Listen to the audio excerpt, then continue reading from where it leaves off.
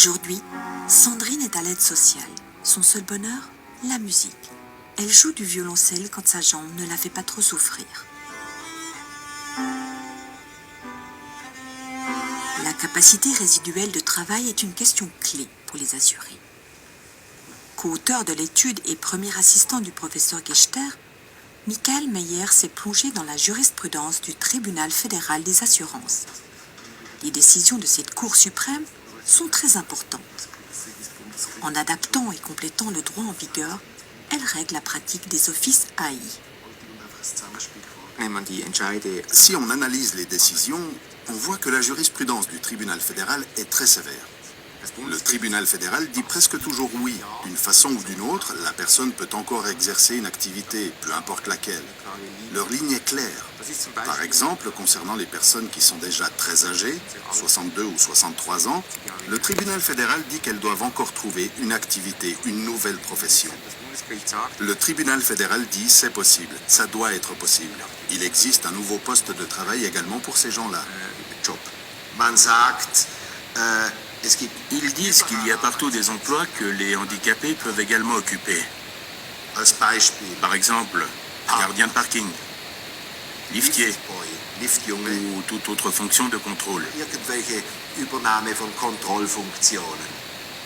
Par exemple, une personne qui ne peut plus s'asseoir ou se tenir debout pourrait même être testeur de matelas dans une entreprise de matelas, car elle pourrait en effet travailler en position couchée.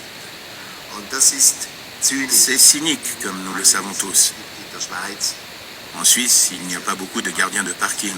Et il n'y a pas beaucoup de liftiers qui aident les gens à l'hôtel et les accompagnent dans la chambre. Ce n'est pas un véritable marché du travail.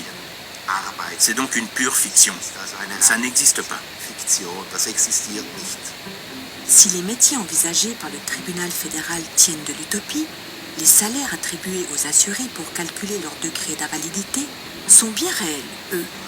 Ces revenus figurent dans l'enquête suisse sur la structure des salaires, un document de l'Office fédéral de la statistique.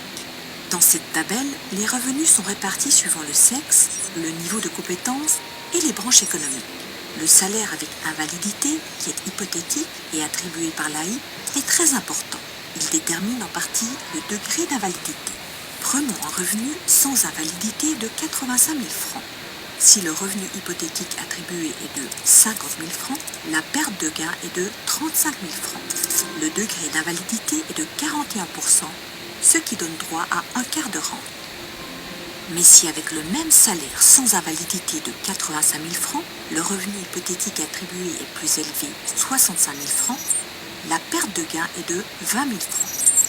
Le degré d'invalidité est de 23%, ce qui ne donne pas droit à une rente.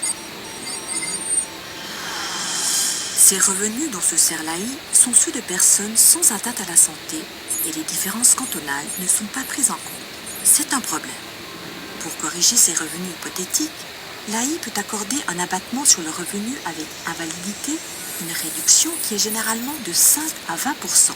Cela augmente les chances d'obtenir une rente. Parmi les critères qui peuvent justifier un abattement, l'âge, une formation professionnelle lacunaire, une absence prolongée du marché du travail. Tout va bien alors? Pas vraiment. Et c'est ce qu'ont découvert les 4 chercheurs alémaniques. Nous avons été très surpris de constater que dans les décisions analysées, nous avions de nombreuses configurations similaires, des faits semblables, mais qui entraînaient des décisions différentes, c'est-à-dire qui entraînaient des résultats différents. Par exemple, on a 5 décisions où les assurés obtiennent un abattement de 10%. Et ensuite, on a 5 décisions où les assurés n'obtiennent pas d'abattement. C'est très difficile à comprendre. Nous avons été surpris de constater que, pour aucun critère, pas un seul critère, il n'était possible d'identifier une ligne claire.